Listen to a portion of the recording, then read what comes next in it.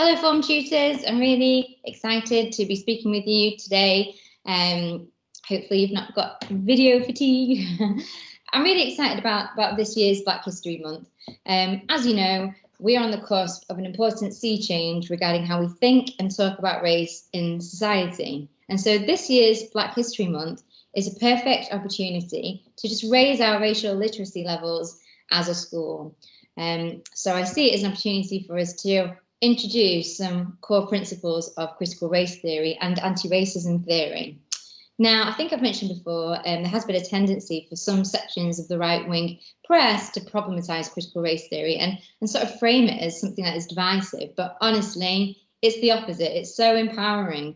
And sort of the key idea behind it is that, you know, we need to move away from just seeing racism as something that is intentional. Like, we need to go beyond seeing racism as intentional, conscious acts. If we're only linking racism with something that bad people do, we're not really going to tackle the issue of systemic racism. And by systemic racism, we're really referring to racial socialization. So, you know, it's about having a critical exploratory mindset, just being aware of the ways in which we've been influenced by the dominant societal messages, the messages that we get from the TV, news, you know, literature. So it's just about sort of just being a little bit more critical, and that's what we want from our students anyway. That we want our students to be exploratory, critical learners. So it is just that is what it is.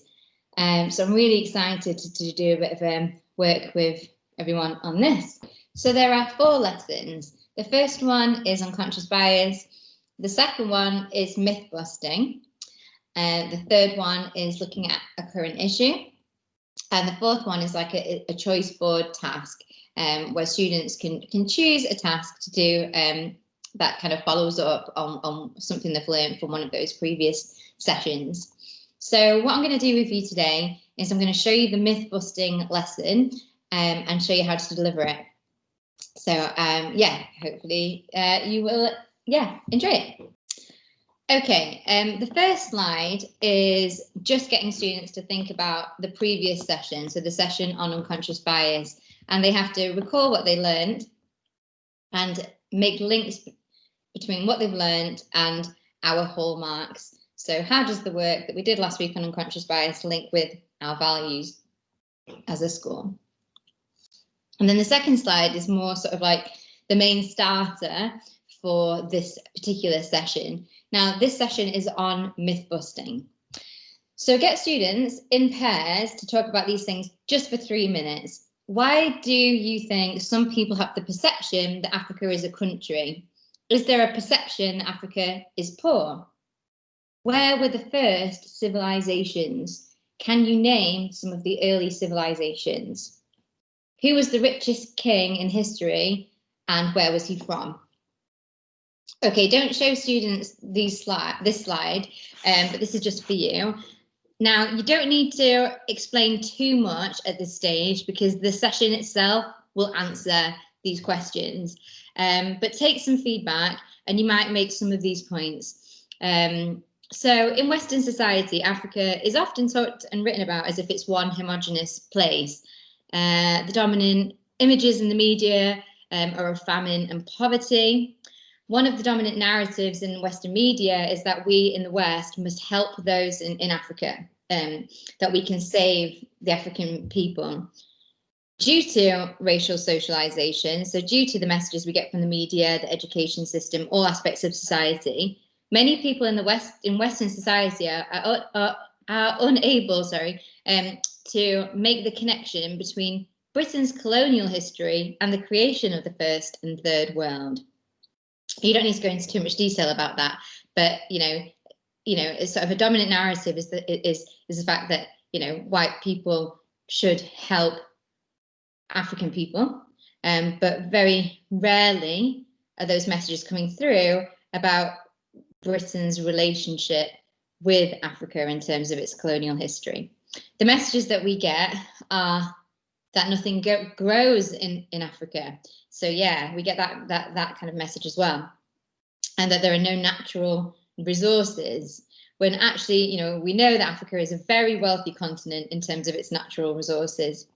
So they're just some of the things that you might touch on at that point, but you know, don't feel like you need to go into lots of detail, because the session will cover that point. The second question is, where were the first civilizations? Can you name some of the early civilizations? Now, it's likely that students will list ancient Greece, Egypt, and the Roman Empire. So yeah, just leave it there at that point, because later on in this lesson, you'll be able to teach students about the early Ethiopian civilization. The third question is, who was the richest king in history and where was he from? So it's likely that students will list white kings from European history. Don't tell them yet, but you will be able to teach them about Mansa Musa later on. So it's important that we teach them about racial socialization. So just read this slide through with them. The lens through which we see the world has been shaped by racial socialization. So the messages we've been exposed to in all aspects of the media and through our education system. We have been exposed to the same messages and narratives about Africa and its history over time. And then you're going to do an activity with them. So one example is the song that we hear every Christmas time. So you are going to play them the Band-Aid song. Now, okay, before, I just need to make clear that I'm not saying that you're not allowed to like the Band-Aid song. I feel like, you know, if Piers Morgan caught wind of this, I'd be sort of shamed on Good Morning Britain. I'm definitely not saying that you're not allowed to like this song. And please do reassure students that they're allowed to like the song. But I think what we're doing here is we're equipping students and ourselves with that sort of critical lens. So the task is to listen to the song. You don't have to play the whole song, maybe half the song, and task students with writing down as many myths or false statements as they can. So we're looking for false statements about Africa. And when you take some feedback, you can refer to some of these comments from this slide. There is a comment from Mrs. Asieno here. And there won't be snow. Have they been to the top of Mount Kenya? Yeah, so there's lots of myth-busting facts on this slide in relation to that song. Okay, so this next slide addresses the second starter question. So there is also a false perception that civilization is linked to whiteness. When many people in the West think of early civilizations and great empires, images of the ancient Greeks and Romans come to mind, but often people are unaware of the ancient history of Ethiopia, for example. And then just read this from the New Scientist. Archaeologists have uncovered an ancient buried town in Ethiopia that was inhabited for 1400 years. The town was part of a powerful civilization called Aksum that dominated East Africa for centuries and traded with other great powers like the Roman Empire. There is also evidence to suggest that many people, while acknowledging ancient Egypt as a great, powerful and advanced civilization, fail to realize that Egypt is in Africa. Often in museums, such as the British Museum, you see collections listed as Egypt and Africa.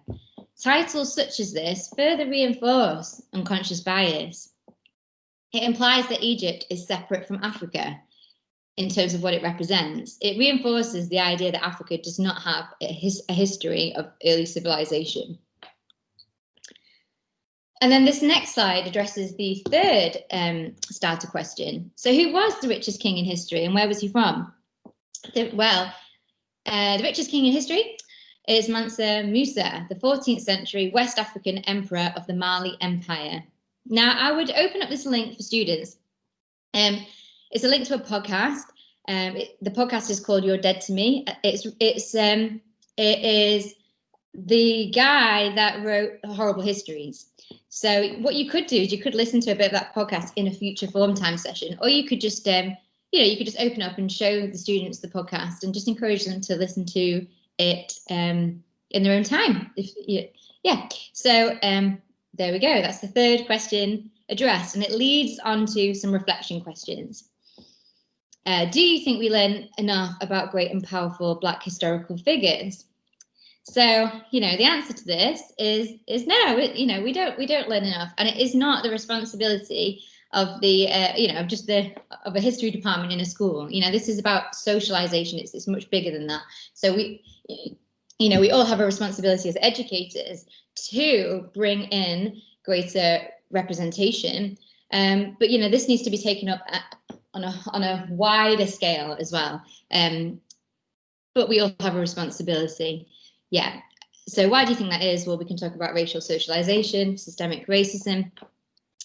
And this is a really important question. What impact could it have on society if we did? And I think this is really important. So yeah, really listen to the students' views on this, because they've got strong views on this, and it's important that we listen. But yeah, so thinking about just how that would feel, if you saw yourself, your image reflected in the curriculum, to see that you're part of your national history, to see that, someone who looks like you can achieve. There'll be lots of really thoughtful answers in response to that question. And then finish with the prayer. So that is the myth busting lesson. Okay, thank you very much, everyone.